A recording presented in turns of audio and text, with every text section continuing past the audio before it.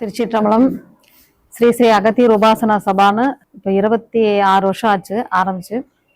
நம்ம ஆசிரமம் கட்டி சுவாமி அங்கே எழுந்தருளி வாரந்தோறும் வெள்ளிக்கிழமையான உபதேசம் பண்ணிட்டு இருக்கிறாங்க. வைத்தியங்களும் சொல்றாங்க. எல்லாருக்கும் நல்லா நிறையா விஷயங்கள் சரியா இருக்கு. நிறையா விஷயங்கள்லாம் அவங்களுடைய உடல் ரீதியா மன ரீதியா வர்றவங்களுக்கு நிறையா விஷயங்களை இவங்க பண்ணி கொடுத்துருக்குறாங்க. திருச்சிற்றம்பலம். வரகர நமஸ்காரம் வரகர மகாதேவ எல்லாருடைய சிவனையை போற்றி எல்லாத்தவர்க்கும் விரைவா போற்றி.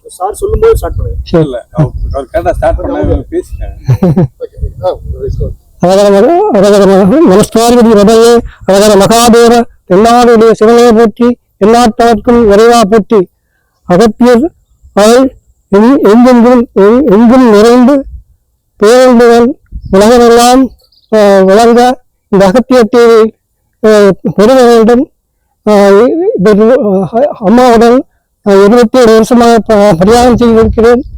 அம்மாவுடைய அருள் மிகவும் பெரியது. நாங்கள் சிறிய இடத்திலிருந்து நாங்கள் எதுவும் தெரியாமல் இந்த தன்னால் வாழ்ந்துட்டோம்.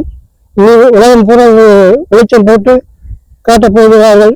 அகத்திய மகரிஷி அவர் அருளால் எல்லா ஜீவராசிகளும் எல்லா உயிர்களும் இன்புற்று வாழ வேண்டுகிறேன். சிவா திருச்சிற்றம்பலம். என்னுடைய கஷ்டம் எதுவாக இருந்தாலும் ஐயன் நிறைவேற்றி வைப்பார். என்னை எது வேண்டும் என்று சொன்னால் அத்தனையும் கொடுத்திருக்கிறார். நீ எனக்கு கொடுத்தது என்று சொன்னால் எதுவும் குறையில்லாமல் செல்வத்தை கொடுத்தார். அனைத்து செல்வத்தையும் கொடுத்தார். அனைத்து மக்களையும் என் மக்களை எல்லாம் காப்பாற்றி என் மருமகளை எல்லாம் கேட்டபொழுது இன்பமாக கொடுத்தார். என்னுடைய இன்பத்துக்கு எல்லையே இல்லை. பக்தியர் ஐயன் என்றால் எப்பொழுதும் எங்களுடன் உடனே இருப்பார். கேட்டே கொடுத்தார், கொடுத்து கொண்டே இருக்கிறார். உயிருள்ளவரை மறக்க மாட்டேன். என் உயிரே அவரே. என் அன்பான ஐயனை மனதாக வேண்டிக் கொள்கிறேன். ஐயனே போற்றி, ஐயனே போற்றி, ஐயனே போற்றி. திருச்சிற்றம்பலம். நான் எனக்கு 5 வயசு 10 வயசு இருக்கும்போது இங்கே வந்துட்டு இருக்கேன். 15 வருஷமா வந்துட்டு இருக்கோம். எங்க அப்பாவுக்கு உடம்பு சரியாம இருந்துச்சு. டாக்டரே கைவிட்ட போது எனக்கு அகத்திய சாமியை எங்க அப்பாவை காப்பாத்தி கொடுத்தாங்க. ரொம்ப முடியாத ஸ்டேஜ்ல தான் வந்தோம். ஆனா எங்க அப்பா 15 வருஷமா எங்க நல்ல உயிரை நல்லா இருந்தாங்க. நாடி பிடிச்சாங்க, ஆயில்ல போட்டு விட்டாங்க, லேகியோ சூரன் எல்லாம் கொடுத்து எங்க அம்மா காப்பாத்தி கொடுத்தாங்க எங்க அப்பாவை. அப்போ எனக்கு நான் யூஜி படிப்பேன், பிஜி படிப்பேன். படிப்பறிவு கலவாதான படிச்சுட்டு இருந்தேன். ஆனா நான் டிகிரி படிப்பேன்னு என்னால் நம்பவே முடியல. ஆனா சாமிகிட்ட நல்லா படிக்கணும்னு கேட்டுட்டே இருப்பேன். சாமி உன்னால முடியும், எல்லாமே சின்னதா, நீதான் பெரியவள் அப்படின்னு சொல்லி என்னை படிக்க வச்சாங்க, ஊக்கப்படுத்தினாங்க சாமி. அதே மாதிரி படிச்சு நான் டபுள் டிகிரி படிச்சு நிக்கிறேன் இந்த இடத்துல. இப்போ நான் டபுள் டிகிரி படிச்சது காரணம் சாமி தான். அதுக்கப்புறம் எனக்கு மன வாழ்க்கை ரொம்ப லேட் ஆயிடுச்சு. எனக்கு ரொம்ப நாள் பார்த்துட்டே இருந்தாங்க, எதுவுமே கிடைக்கவே இல்லை. சாமிகிட்ட தான் கேட்டுட்டே இருந்தோம். பொறுமையாயிரும் சொல்லிட்டே இருந்தாங்க. அப்புறம் இவரோட ஜாதகம் வந்துச்சு. சொன்னாங்க சாமி ஃபர்ஸ்ட் செட்டென்று அவங்களோட அறிகள் தான் உள்ளதுன்னு சொன்னாங்க. அதை இப்படியே சொல்லிட்டாங்க. ரொம்ப நாள் தேடிட்டே இருந்தா கிடைக்கவே இல்லை. அப்புறம் ஒரு நாள் சாமிகிட்ட கேட்டும் போது தீர்மானிக்கப்பட்டு விட்டது இதுதான் அமைந்து விடும்னு சொன்னாங்க. இவரு கிடைச்சாங்க. அப்புறம் மேரேஜ் பண்ணியாச்சு. அவரோட ஆசையினாலதான் இந்த இடத்துல இவ ஜோடியா நின்றுட்டு இருக்கேன். இப்போ அனைவருக்கும் வணக்கம்.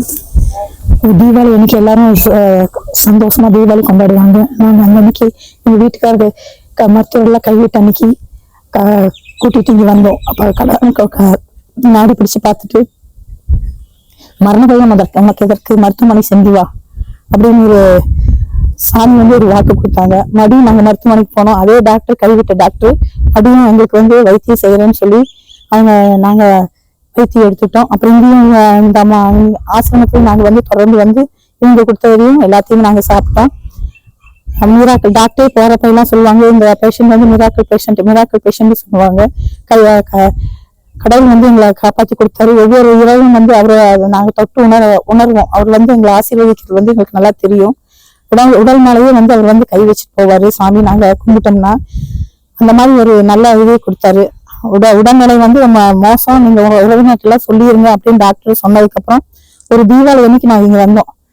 அப்ப அந்த அதிசயம் எங்களுக்கு நடந்தது. ஆனா உங்களுக்கும் எது வேணாலும் நீங்க மனசார வாங்க. எல்லாத்துக்குமே ரொம்ப நம்பிக்கையாக இருக்குது.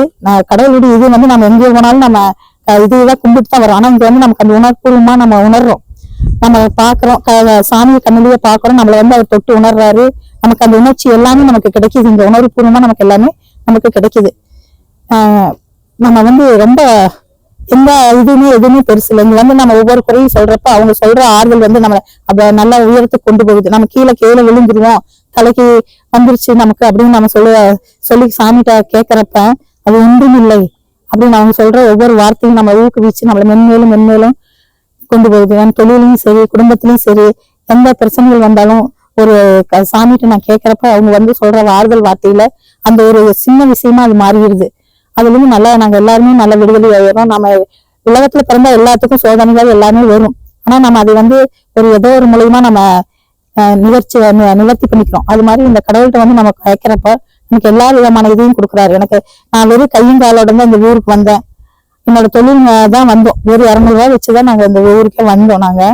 ஆனா இப்ப நான் 2 பெண் பிள்ளைகளை படிக்க வச்சிருக்கிறேன், சொந்தமா வீடு கட்டியிருக்கிறேன், கார் வாங்கியிருக்கிறேன், அடுத்தவங்களுக்கு கொடுக்குற நிலையில வச்சிருக்கிறார். முதல்ல நான் ஏதோ ஒண்ணுன்னா அடுத்தவங்கிட்ட கேட்கணும் அப்படிங்கிற நிலைமையில தான் இருந்தேன். இப்ப நான் எனக்கு அடுத்தவங்களுக்கு கொடுக்குற மாதிரி சாமி வச்சிருக்கிறாரு. அது ரொம்ப நன்றி. நீங்களும் இந்த வாய்ப்பை பயன்படுத்தி அந்த அகத்தியருடைய நல்லாசை எல்லாரும் பெறுங்க. இந்த உலகம் முழுவதும் இவருடைய இது தெரியணும். இத்தனை நாள் நானே நினைப்பேன், இத்தனை நமக்கு செய்யறாங்க, இது மக்கள் பயன்படுத்திக்க மாட்டேங்கிறாங்க, நல்ல இது இருக்குது அப்படின்னு ஒவ்வொரு நாளும் நான் நினைச்சிட்டே இருப்பேன். இது ஒரு விடிவு காலம். இன்னைக்காவது நம்ம இந்த இவ்வளவு பெரிய இந்த நல்ல இடத்த மக்களுக்காக வெளிச்சம் காட்டுறதுக்கு ஒரு வாய்ப்பு கிடைச்சிருக்குது. நீங்களும் எல்லாரும் பயன்படுத்திக்கோங்க. நன்றி, வணக்கம்.